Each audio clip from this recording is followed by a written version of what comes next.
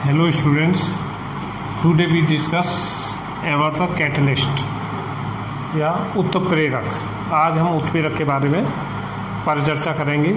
उत्प्रेरक क्या होते हैं, इनकी क्या विशेषताएं होती हैं और इनकी उपयोगिता क्या है, यह किस सिद्धांत पर कार्य करते हैं और औद्योगिक इनका महत्व क्या है, इसके बारे में आज हम जानेंगे। तो उत्प्रेरक और उत्प्रेरण शब्द में भी हमें अंतर आना चाहिए। तो उत्प्रेरक क्या होते हैं? ऐसे पदार्थ जो किसी रासायनिक अभिक्रिया की दर को परिवर्तित कर देते हैं।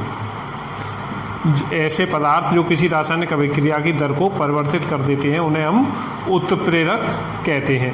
तो उत्प्रेरक रासायनिक अभिक्रिया की दर को परिवर्तित करने वाले पदार्थों को कहेंगे। और यह जो घटना है, ये क्रिया है, phenomena, this phenomena is called catalysis, और इस घटना को उत्प्रेरण कहेंगे। तो उत्प्रेरण शब्द का प्रयोग करेंगे हम क्रिया के लिए, और उत्प्रेरक शब्द का प्रयोग करते हैं हम उस सब्सटेंस के लिए, पदार्थ के लिए। एक नाउन है उत्प्रेरण। उत्प्रेरक पदार्थ के लिए प्रयोग किया जाता है, उस क्रिया के लिए जो कुछ घटना घटित हो रही है, फिनोमेना है, उसे हम उत्प्रेरण कहेंगे। तो ऐसे पदार्थ जो किसी रासायनिक अभिक्रिया की दर को परिवर्तित करते हैं, उन पदार्थों को हम उत्प्रेरक, ऐसे पदार्थों को हम उत्प्रेरक कहते हैं। ऐसे पदार्थ जो किसी रासायनिक अभिक्रिया की दर को परिवर्तित करते हैं उन्हें हम उत्प्रेरक कहते हैं। तो उत्प्रेरकों को की अगर हम विशेषताएं देखें तो उत्प्रेरक की विशेषताएं ये है कि इसकी सूक्ष्म मात्रा ही प्रभावी होती है। इसकी अल्प मात्रा ही अभिक्रिया की दर को परिवर्तित कर देती है। अगर हम 1 लाख लीटर H2O2 ले लें और उसमें 1 ग्राम प्लेटिनम डाल देते हैं, यदि हम 1 लाख लीटर H2O2 लेते हैं और उसमें 1 ग्राम प्लेटिनम डाल देते हैं, तो यह प्लेटिनम ही उसकी क्रियाशीलता को परिवर्तित कर देगा, उसके अपघटन की दर को बढ़ा देता है।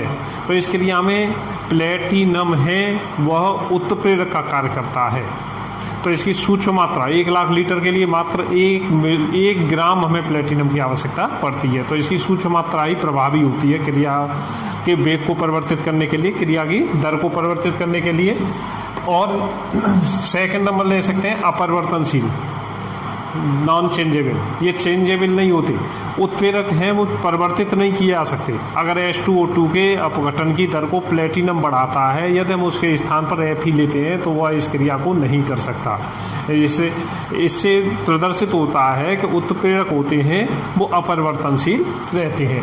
थर्ड नंबर हमारा अनुकूलतम ताप। तो अनुकूलतम ताप में उत्प्रेरक हमेशा एक निश्चित ताप पर ही अधिक क्रियाशील होते हैं, और ये जो अनुकूलतम ताप है, ऑप्टिमम टेम्परेचर है, इससे कम ताप रहेगा तब ये उत्प्रेरक क्रियाशील नहीं होते उतना, और न अधिक ताप पर क्रियाशील होते हैं। तो इस अनुकूलतम ताप को हम ऑप्टिमम टेम्परेचर भी कहते हैं, अनुकूलतम ताप। तो किसी जैसे सुक्रोज का जल अपघटन, सुक्रोज का जल अपघटन है, तो सुक्रोज का जल अपघटन 25 से 30 डिग्री सेल्सियस पर अधिक मात्रा में प्रभावी रहता है। इन्वर्टेज एंजाइम उसमें कार्य करता है उत्प्रेरक का। उत्पाद की प्रकृति को ये प्रभावित नहीं करेगा कि क्या उत्पाद बनता है। पोटेशियम क्लोरेट को गर्म कर रहे हैं तो ऑक्सीजन गैस निकलती है, MnO2 उत्प्रेरक का कार्य करेगा, तो ये उसके उत्पाद को परिवर्तित नहीं करता है। फिफ्थ नंबर ले सकते हैं, यह अभिक्रिया को प्रारंभ नहीं करता, उत्प्रेरक अभिक्रिया को प्रारंभ नहीं करेगा। और सिक्स नंबर होता है, यह रासायनिक साम्यावस्था को प्रभावित नहीं करता। तो और सेवेंथ ले सकते हैं, यह किसी पदार्थ की सक्रिय ऊर्जा को प्रभावित करता है। उत्प्रेरक सक्रिय ऊर्जा के मान को प्रभावित करता है, इससे अभिक्रिया का वेग परिवर्तित हो जाता है। इस तरह से ये उत्प्रेरकों की हमारी विशेषताएं थी। अब हम इसके बाद में उत्प्रेरकों का अगर वर्गीकरण करते हैं, तो उत्प्रेरकों के वर्गीकरण में भौतिक अवस्था के आधार पर अगर हम वर्गीकरण करें तो उत्प्रेरक 2 प्रकार के होंगे, समांगी और विषमांगी। तो समांगी उत्प्रेरक किसे कहेंगे? यदि अभिकारक और उत्प्रेरक दोनों एक ही भौतिक अवस्था में होते हैं। जैसे ये पोटेशियम क्लोरेट और मैग्नीज डाइऑक्साइड उत्प्रेरक हैं, तो पोटेशियम क्लोरेट सॉलिड है, MnO2 भी सॉलिड है, तो ये दोनों एक समान अवस्था में हैं तो हम इसे समांगी उत्प्रेरक कहते हैं। और यदि दोनों की अभिकारक और उत्प्रेरक विभिन्न भौतिक अवस्था में होंगे, तब हम इसे विषमांगी उत्प्रेरक कहेंगे। हेट्रोजीनियस कैटलिस्ट रहेगा। जैसे सल्फर डाइऑक्साइड ऑक्सीजन गैस अवस्था में, लेकिन प्लेटिनम उत्प्रेरक है वो ठोस अवस्था में है, तो यह विषमांगी उत्प्रेरक है, हेट्रोजीनियस कैटलिस्ट है। और पहला होमोजीनियस था, अगर दोनों की एक समान अवस्था है तो होमोजीनियस होगा, जब दोनों की भौतिक अवस्था असमान है तब ये विषमांगी होगा। इस तरह से हम सल्फ्यूरिक अम्ल का निर्माण है संपर्क विधि से, यह विषमांगी उत्प्रेरक का उदाहरण रहेगा। अब हम कार्य विधि के आधार पर अगर वर्गीकरण करते हैं तो कार्य विधि के आधार पर वर्गीकरण में हमें इनको 4 भागों में बांटा गया है। एक तो धनात्मक उत्प्रेरक। धनात्मक कौन से होते हैं? पॉजिटिव। उन्हें धनात्मक उत्प्रेरक जो किसी अभिक्रिया की दर को प्रभावित करते हैं, बढ़ा देते हैं, बढ़ा देंगे, उन्हें हम बोलेंगे धनात्मक उत्प्रेरक। और ऋणात्मक उत्प्रेरक, ऋणात्मक उत्प्रेरक जो किसी रासायनिक अभिक्रिया की दर को घटा देते हैं, कम कर देते हैं, उन्हें हम ऋणात्मक उत्प्रेरक कहते हैं। जैसे क्लोरोफॉर्म का ऑक्सीकरण है, वो सूर्य के प्रकाश की उपस्थिति में और वायु की उपस्थिति में हो जाता है, फॉस्जीन गैस बनाता है, COCl2 फॉस्जीन गैस बना देता है। यदि हम इसमें अल्प मात्रा में एथिल एल्कोहल मिला देते हैं तो क्लोरोफॉर्म के ऑक्सीकरण की दर है वो घट जाती है, क्लोरोफॉर्म के ऑक्सीकरण की दर कम हो जाती है। तो क्लोरोफॉर्म के ऑक्सीकरण की दर जब घट जाएगी तो ये एथिल एल्कोहल है वो ऋणात्मक उत्प्रेरक का कार्य करता है। तो ऋणात्मक उत्प्रेरक हमेशा अभिक्रिया की दर को घटा देते हैं और धनात्मक उत्प्रेरक हमेशा अभिक्रिया की दर को बढ़ाते हैं। थर्ड नंबर था स्व उत्प्रेरक, ऑटोकैटालिस्ट। ऑटोकैटालिसिस कह सकते हैं, ऑटोकैटालिस्ट कह सकते हैं। जैसे एथिल एसीटेट का जल अपघटन है, तो ये प्रारंभ में धीरे धीरे होता है, लेकिन कुछ समय पश्चात तेजी से होना शुरू हो जाता है। तो इस अभिक्रिया में एथिल एसीटेट जल अपघटित होकर एसीटिक अम्ल बनाता है और एसीटिक अम्ल एच आयन देता है। ये जो एच आयन है यह उत्प्रेरक का कार्य करते हैं। इसलिए प्रारंभ में क्योंकि हमारे पास एच आयन नहीं होते, इसलिए अभिक्रिया धीरे धीरे होती है और बाद में ये एसीटिक अम्ल बन जाता है और ये अपघटित होकर एच आयन देता है। ये एच आयन उत्प्रेरक का कार्य करते हैं। तो हमें इसमें किसी बाहरी उत्प्रेरक को नहीं मिलाना पड़ा, अभिक्रिया का जो उत्पाद है वही उत्प्रेरक का कार्य करता है। ऐसी घटनाओं को हम स्व उत्प्रेरण कहेंगे या इस पदार्थ को स्व उत्प्रेरक कहेंगे। तो एथिल एसीटेट का जल अपघटन है वह स्व उत्प्रेरक क्रिया है। इस प्रकार का स्व उत्प्रेरक में पोटेशियम परमैंगनेट, पोटेशियम परमैंगनेट का गुलाबी रंग होता है और इस पोटेशियम परमैंगनेट में यदि हम ऑक्सैलिक अम्ल बनाते हैं तो प्रारंभ में तो रंग धीरे धीरे उड़ता है और लेकिन फिर तेज़ी से उड़ने लगता है। तो इस अभिक्रिया में जो मैंगनेट, अम्लीय पोटेशियम परमैंगनेट और ऑक्सैलिक अम्ल की क्रिया से MnSO4 बनता है। MnSO4 में Mn डाई पॉजिटिव, Mn 2 धनावेश आयन है वह उत्प्रेरक का कार्य करते हैं। तो ये घटना हमारे लिए कहलाएगी स्व उत्प्रेरक। तो पोटेशियम परमैंगनेट, ये भी क्वेश्चन अक्सर इसी तरह से पूछा जाता है कि अम्लीय पोटेशियम परमैंगनेट में ऑक्सैलिक अम्ल मिलाने पर प्रारंभ में रंग धीरे धीरे उड़ता है और लेकिन बाद में तेज़ी से उड़ने लगता है, कारण समझाइए। तो इसका कारण क्या रहता है? क्योंकि इस अभिक्रिया में बने हुए Mn आयन हैं वह स्व उत्प्रेरक का कार्य करते हैं। इसके कारण प्रारंभ में अभिक्रिया धीमे धीमे होती है और फिर तेज़ी से होने लगती है। नेक्स्ट था प्रेरित उत्प्रेरक, induced catalyst. Induced catalyst, induced catalysis कह सकते हैं, कैटेलिसिस। तो इंड्यूस्ड में क्या रहता है? एक अभिक्रिया किसी दूसरी अभिक्रिया के लिए उत्प्रेरक का कार्य करती है, तब हम उसे प्रेरित उत्प्रेरण कहते हैं। जैसे सोडियम सल्फाइड को अगर हम हवा में रख देते हैं, वायु में रख देते हैं तो इसका ऑक्सीकरण हो जाएगा और सोडियम सल्फेट बन जाता है। सोडियम सल्फाइड को वायु में रखने पर सोडियम सल्फेट बनता है और सोडियम आर्सेनाइड को वायु में रख दें तो अभिक्रिया नहीं होती। तो सोडियम आर्सेनाइड ऑक्सीकृत नहीं हो रहा वायु से, लेकिन सोडियम सल्फाइड वायु द्वारा ऑक्सीकृत हो रहा है। तो इस यदि हम दोनों पदार्थों को मिलाकर रख देते हैं तो सोडियम सल्फाइड भी ऑक्सीकृत हो जाता है और सोडियम आर्सेनाइड भी ऑक्सीकृत हो जाता है। अब दोनों का ऑक्सीकरण हो गया। तो इस ऑक्सीकरण के लिए सोडियम आर्सेनाइड के ऑक्सीकरण के लिए सोडियम सल्फाइड के ऑक्सीकरण की क्रिया है, यह उत्प्रेरक का कार्य करती है। इसके कारण हम इसे प्रेरित उत्प्रेरण कहते हैं। तो जब एक रासायनिक अभिक्रिया किसी दूसरी रासायनिक अभिक्रिया के लिए उत्प्रेरक का कार्य करती है तब हम इसे प्रेरित उत्प्रेरण कहते हैं। अब इनके पश्चात एक दूसरा टॉपिक रहता है कि उत्प्रेरक की भी क्रियाशीलता बढ़ाने वाले कुछ पदार्थ होते हैं। ऐसे पदार्थ जो किसी उत्प्रेरक की क्रियाशीलता को बढ़ाते हैं। अभिक्रिया की दर को तो उत्प्रेरक प्रभावित करते हैं, उत्प्रेरक की क्रियाशीलता को प्रभावित करने वाले कौन से कारक हैं? तो यदि कोई पदार्थ किसी उत्प्रेरक की क्रियाशीलता को बढ़ा देता है तब हम उसे बोलेंगे उत्प्रेरक वर्धक या उत्प्रेरक उत्साहक। उत्प्रेरक उत्साहक, तो उत्प्रेरक उत्साहक कौन से होते हैं या उत्प्रेरक वर्धक? जैसे हेबर विधि से अमोनिया बनाते हैं N2+3H2, F ही उत्प्रेरक का कार्य करता है और अमोनिया प्राप्त होती है।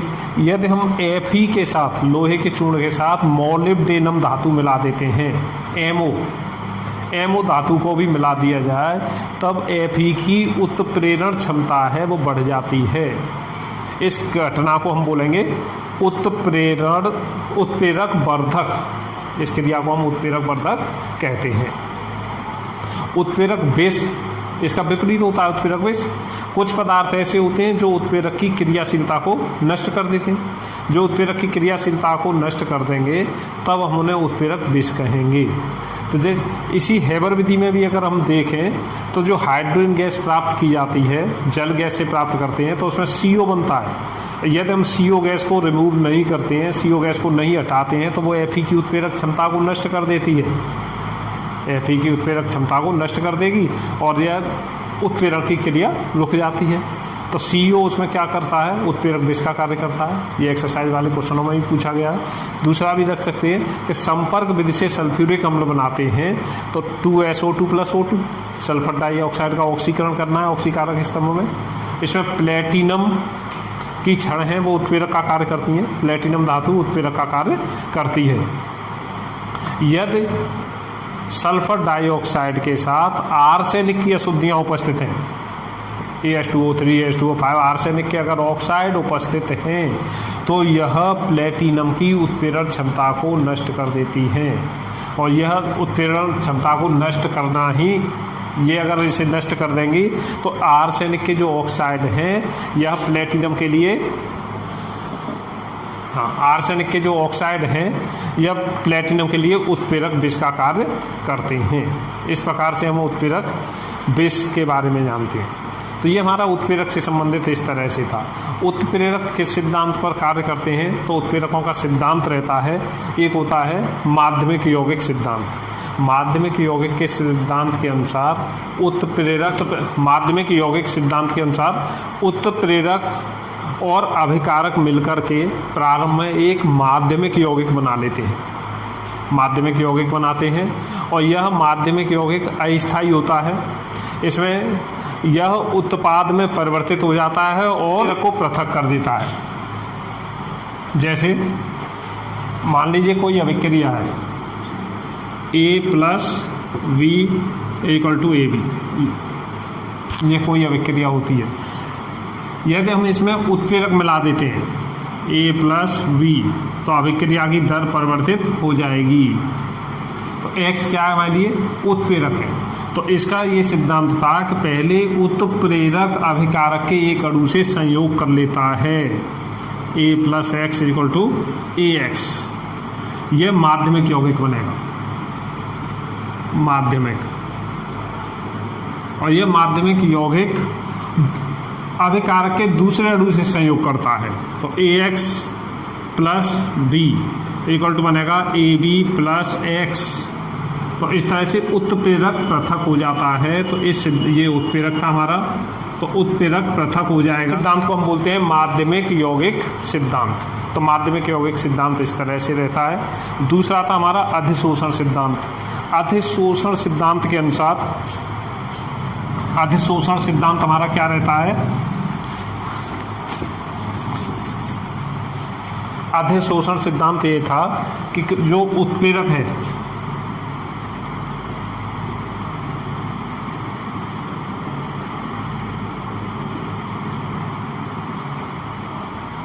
उत्प्रेरक की सतह पर मुक्त संयुक्ताएं पाई जाती हैं। उत्प्रेरक की अधिशोषण सिद्धांत बोल रहा हूँ मैं अभी, अधिशोषण सिद्धांत। तो अधिशोषण सिद्धांत केवल ठोस उत्प्रेरकों के लिए लागू होता है। इसमें अभिकारक के अणु हैं इन मुक्त संयोजकताओं पर, स्वतंत्र जो संयुक्ताएं इनसे जुड़ जाते हैं और सक्रियत एक्टिवेटेड कॉम्प्लेक्स बनाएंगे, सक्रियत संकर, और वे तुरंत ही उत्पाद में बदल जाएंगे जिनका विशोषण होता रहेगा, हट जाते हैं और नए अभिकारक के अणु जुड़ जाते हैं। इस तरह से ये अभिक्रिया को उत्प्रेरित करते रहते हैं। यह सिद्धांत कहलाता है माध्यमिक यौगिक सिद्धांत। यह अधिशोषण के सिद्धांत पर आधारित रहता है। इस तरह से हमारा ये उत्प्रेरक था। उत्प्रेरकों का बहुत अधिक उपयोग होता है। एंजाइम उत्प्रेरक भी हैं। एंजाइम उत्प्रेरक कौन से होते हैं? ऐसे उत्प्रेरक होते हैं जो जैव रासायनिक अभिक्रियाओं में उत्प्रेरक का कार्य करते हैं। एंजाइम उत्प्रेरक तो जैव रासायनिक अभिक्रियाओं में कार्य करेंगे, उन्हें हम बोलेंगे एंजाइम उत्प्रेरक। तो एंजाइम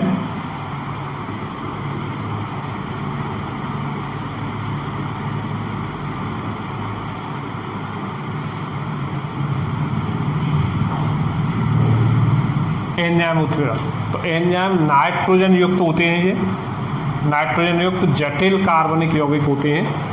यह नाइट्रोजन युक्त जटिल कार्बनिक यौगिक हैं, जीवित कोशिकाओं में उत्पन्न होते हैं, इसलिए जैव रासायनिक उत्प्रेरक भी इन्हें कहते हैं।